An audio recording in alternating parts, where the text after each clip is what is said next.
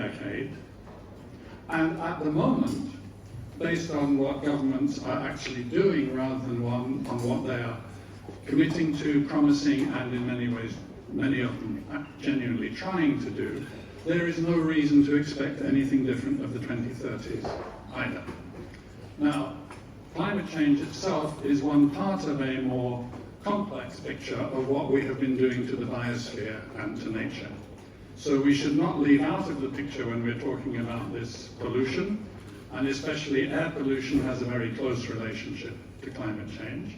And we should not leave out of it the devastating loss of biodiversity, which is happening now in what is generally being called the sixth mass extinction, with rates of extinction of species between tens and thousands of times faster than ever before.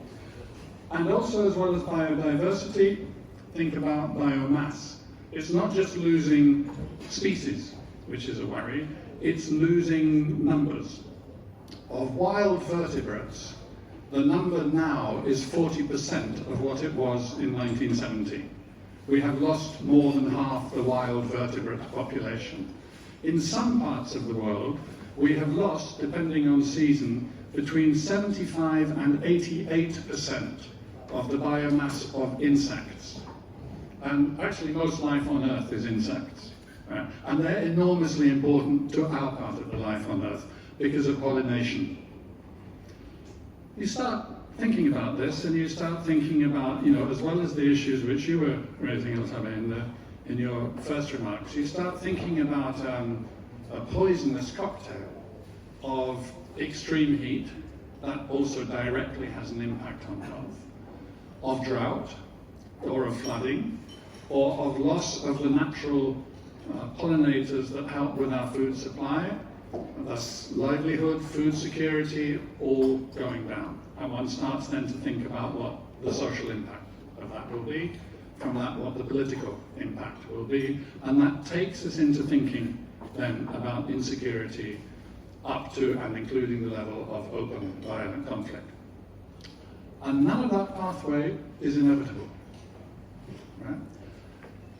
And I think that the wrong starting place for this is to talk about climate conflicts. I accept to disagree with the term. I haven't used it for 15 years.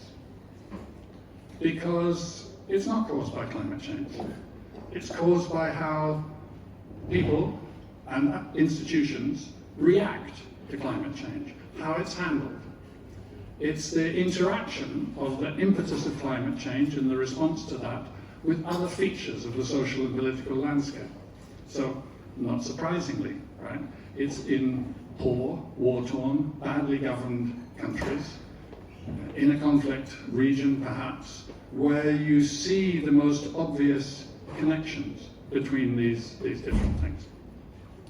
And the way that we at SIPRI have started to express this is to say that what happens in nature when you're explaining conflict, what happens in nature is not the whole story.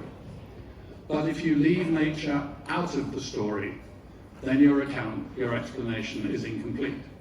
And if your explanation is incomplete, then the action that you try to take to improve the situation, to resolve the conflict, to build a sustainable peace, that action is also bound to be, by definition, incomplete. Okay? So this is where these come together and we start thinking about, well, what is the policy agenda? And some part of that policy agenda is what some people might refer to as being purely environmental. For myself, I think there is no such thing as a purely environmental issue. All the issues that we talk about when we talk about the environment are to do with how people and people's institutions relate to the environment. Right? They are, in a very broad sense of the word, all issues of governance. And what needs to change, where there is a serious problem, is our relationship to the environment. But I understand, as a shorthand, people are saying, here are some things we need to do which are purely about the environment. I'll come back to that in a moment, to keep on disagreeing with them, just because I'm kind of a spiky person. Right? But over on The other side, where one focuses more on the pathway that leads from climate change and other degradation of the natural environment to insecurity and violent conflict, there one is thinking about a different range of policy instruments. So if we're trying to change those pathways, at SIPRI we've identified 4 that really need to be focused on. Right? One is to do with loss of livelihood. The second one is to do with human mobility, which you were also mentioning. The third one is to do with the tactics of armed groups. And the fourth one is to do with resource capture and exploitation by elites. So the first one to do with livelihood, then one is thinking about an awful lot of those measures of adaptation that have been talked about for a considerable period of time now, and knitting those into both development and peace-building programs. When it comes to human mobility, I think that sort of forcibly trying to cut off human mobility always seems to be, not only inhuman but also counterproductive. It doesn't work. So what needs to be thought about then is again the development trajectories, and one is into that of the countries from which people are leaving, and one is into that part of the discourse and the discussion again. When it comes to the tactics of armed groups, take the case of Somalia. Right? Somalia has very high average temperature, or mean temperatures anyway, and they've been increasing steadily for the last 60 years. And at the moment you basically get, it's either a flood or a drought every year in Somalia. So first one, then the other, sometimes 2 droughts in a row, sometimes 2 floods in a row. All attributable now, the science shows, to the impact of climate change. So of course, deal with global warming, right? But in Somalia, what then happens? Well, if there is a flood, who is quickest to react with aid for the people? Because when it's Al-Shabaab who does, and they quite often do, then I can assure you they improve their recruitment opportunities on the spot, just like that. Just in the same way that the Taliban in Pakistan did in the Pakistan floods, the Indus flooding in 2010, 2011. If it's a drought, part of what happens through the livelihood pathway is that people have to sell livestock, have to leave their farms. They very often then move to towns because that's where they can get some kind of assistance. They end up in the informal settlements around the towns and so on, where many young people become disillusioned and angry because of their loss of resources. And what's the next sentence which I'm going to say? And that improves the recruitment opportunities for Al-Shabaab.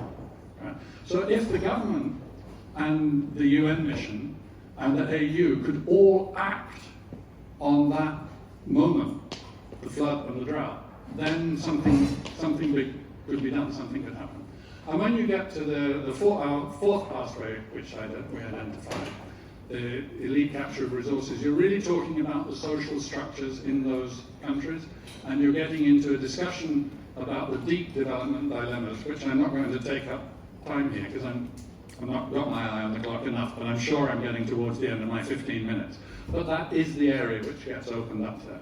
So in some ways, the most clear, short-term, practical things that can be done are to do with UN missions in countries where climate change has a big effect.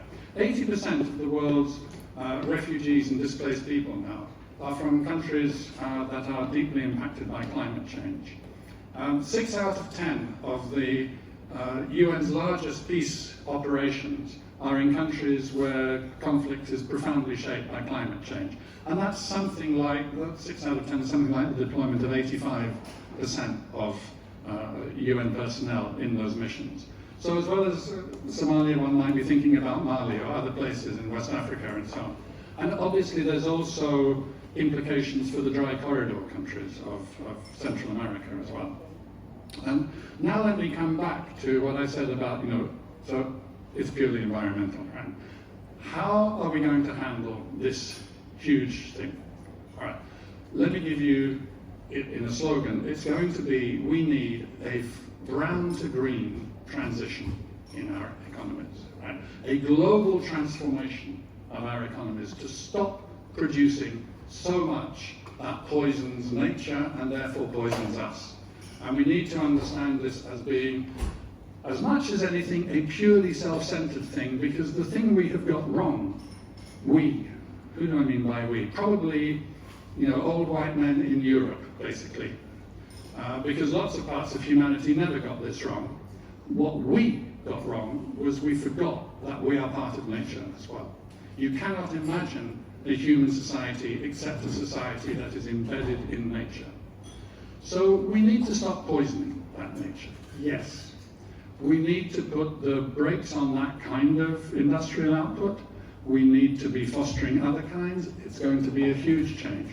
What do we know? If you put your security cap on, your conflict-sensitive cap on, what's this going to start telling you? Right? In such an economic transformation, there are going to be losers as well as winners. There is going to be short-term disruption that people are going to push back against.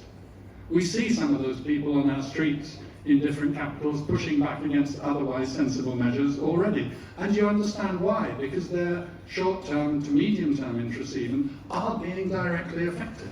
And if we are not aware of the risks that go along with the brown to green transition, we will get it wrong, and probably we will suffer a collective failure of will, and we will say, no, the cost is too high, the social disruption is too great, and we will listen to somebody who says, I don't know, he might be based in Copenhagen or somewhere, saying that actually this will all work out fine, don't worry, stop pushing so hard on the transition.